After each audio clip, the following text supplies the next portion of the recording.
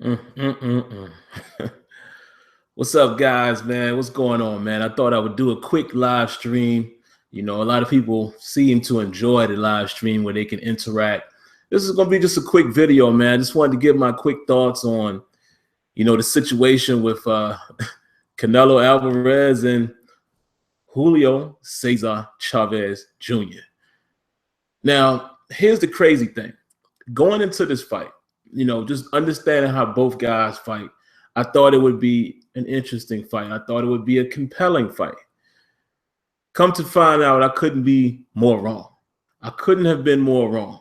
Now, understand the reason why I thought it would be a very interesting fight is the same reason why the fight didn't turn out the way that we thought it would. Here's the thing. I thought the fight would be interesting because Canelo Alvarez is the type of guy that waits for you to come to him. Good counterpuncher, has become a pretty good boxer. I mean, you guys remember early on he was a little bit raw. He has become a solid boxer, works his jab well, goes to the body, throws combination, has power. But he loves for guys to come to him, right? Now, you look at Chavez Jr., his thing is he gonna stand right in front of you. He's gonna come to you. He's gonna basically fight you in the phone booth, so to speak. That's how Chavez Jr. likes to fight.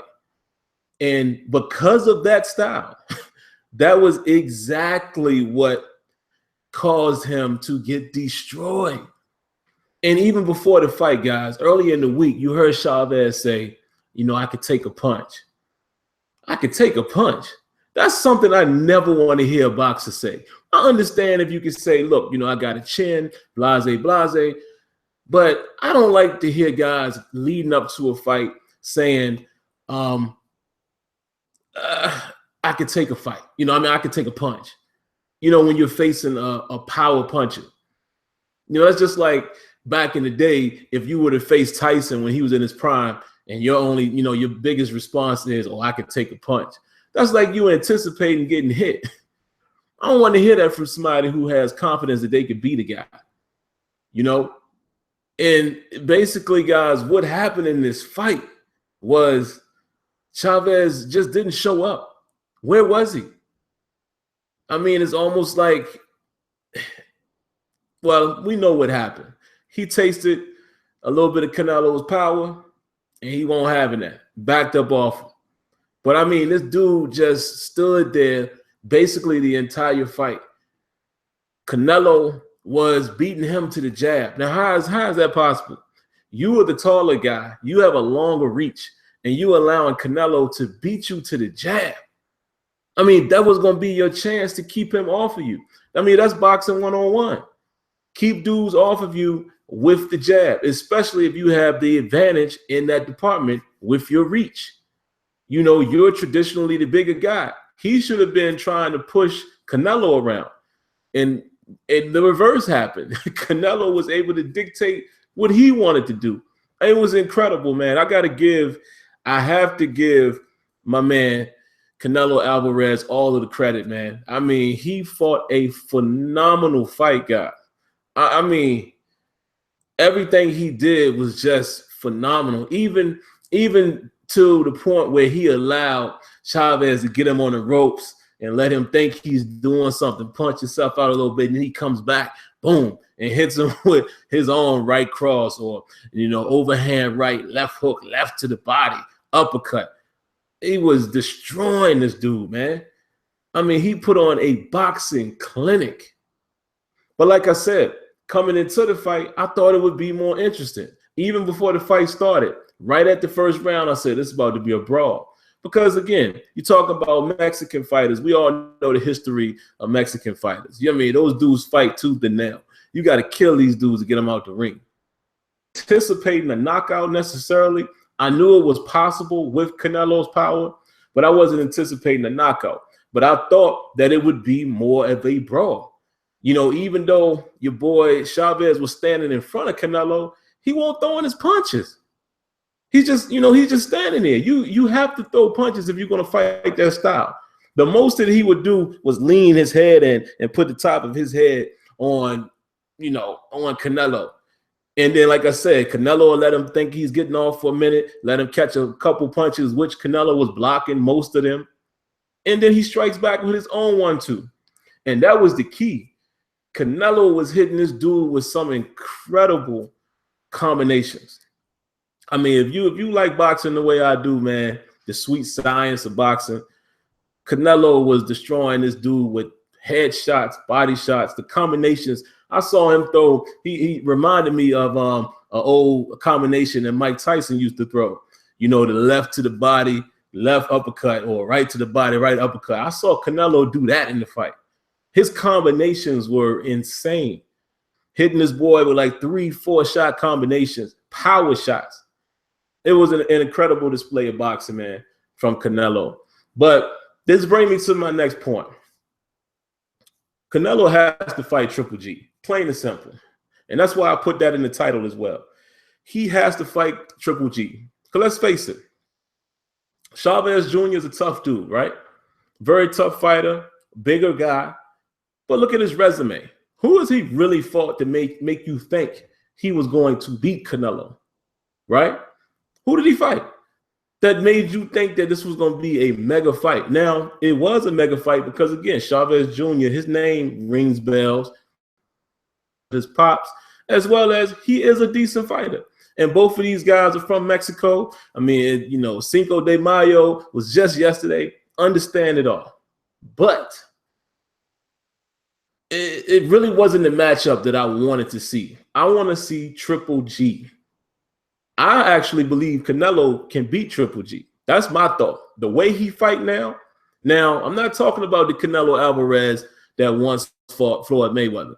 I mean, Mayweather took him to school with his defense. You know, Canelo was a lot slower then, and he was more up and coming. You know, I will say this. Floyd caught him at the right time. He caught him as he's up and coming, you know, and he took him to school. Let's face it. But this Canelo Alvarez, the guy that we saw fight James Kirkland, for you guys that know boxing, and destroyed James Kirkland, which I thought that was going to be a hellacious fight, right? And the way he's been boxing lately, and the way he just abused Amir Khan, which Amir Khan is really not that much to rave about, even though Amir Khan can box. His speed could cause problems for some people. That made me really open my eyes to Canelo. When I saw the way he fought Khan, I was like, whoa, you know, he's in there with a speed guy and he's destroying him. Canelo has learned how to box. And he's, like I said, he works his jab great, goes to the body. You know, he's smart. He's calculated in his punches. They said that, you know, he's worked with Juan Manuel Marquez, for you guys that don't know who that is, but the guy who knocked out Pacquiao. You know, they fought like 4 or 5 times, but he knocked Pacquiao out cold. That's Marquez. Marquez, to me, was one of the most crisp punches I had ever seen. Like, that dude's punches were so accurate, and it was just insane. I saw that from Canelo tonight. Like, again, if you watch boxing like I do, listen, y'all know I'm a huge football fan. You always see me with Steeler gear on. But I'm as big a fan of boxing. I watch boxing religiously. I watch everything. Now, like I said, Canelo wasn't like that before. He wasn't a great boxer, but he has learned how to box. Kind of like, you know, when Miguel Cotto is in his boxing mode, when he works his jab and works his body. That's what I saw from Canelo tonight. Now, with that being said, I didn't think Chavez was going to be that type of formidable, you know, a formidable opponent for him. I thought it could be interesting because, again, Chavez stands right in front of you. You know, he's basically a stationary target. Just didn't work for him tonight. You know, if you're going to do that, you got to throw shots. You got to fire back. He didn't do enough of that. Got completely destroyed. Now, again, let's get back to the Triple G. Triple G, and then I'll, you know, look at some of you guys' questions as well. Triple G, to me, is almost in the same category in terms of competition as perhaps somewhat of a Chavez. Let me explain what I mean. Triple G hasn't really fought the, you know, his opponents haven't necessarily been guys that you thought was going to give him a problem. You know, he fought some decent guys, but he hasn't had that mega fight or that fight where you thought it was going to be a test, right? And that's why I think it would be interesting for him to fight this Canelo. The way Canelo fight right now, that's going to be interesting. Now, these guys fight very similar. Now, Triple G will stalk you at times, right? But he likes to wait for the counter as well. Triple G can box. Triple G has offense. You know, he going to bring it to you when he needs to. That is going to be a very compelling matchup. It must happen. That's why I put it in the title. That must happen. Must. Stop dancing around. Make that mega fight happen, man. That has to happen.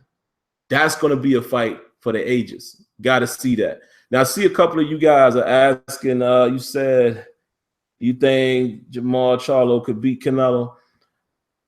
Not right now. I like Charlo. I like him and his brother. Both of those dudes show me a little bit. I think I watched his brother fight, I want to say a couple weeks ago.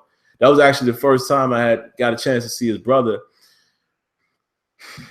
They are solid, but Triple G right now, man. I mean, I'm sorry. Canelo right now just looks, he just looked too strong for a lot of dudes, man. Way too strong.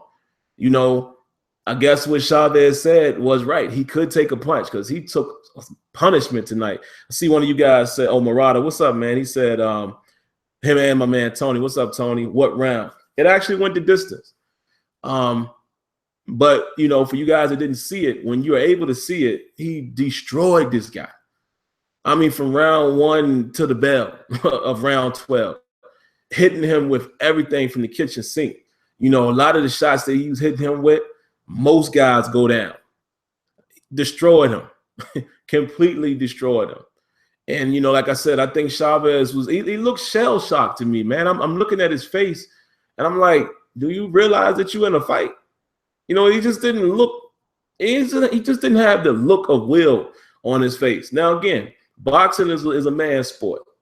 You know, you even heard the great Mike Tyson say, listen, everybody got a plan till they get hit in the mouth. And I think very well what happened tonight was when he tasted a little bit of Canelo power and his speed, it took a little wind out of his sail because he just looked shell-shocked, man. What are you guys saying? Demetrius versus Canelo. That would be very interesting. That would be a very interesting fight. I'd like to see that. Canelo versus Triple G confirmed September 2016? Oh, 2017. Okay. Listen, man, that's got to happen. That must happen. You know, I didn't watch the, you know, I didn't watch the interviews at the end, but I was hoping that that would happen, that they would confirm, you know, or somebody. I don't know if it happened right after the fight.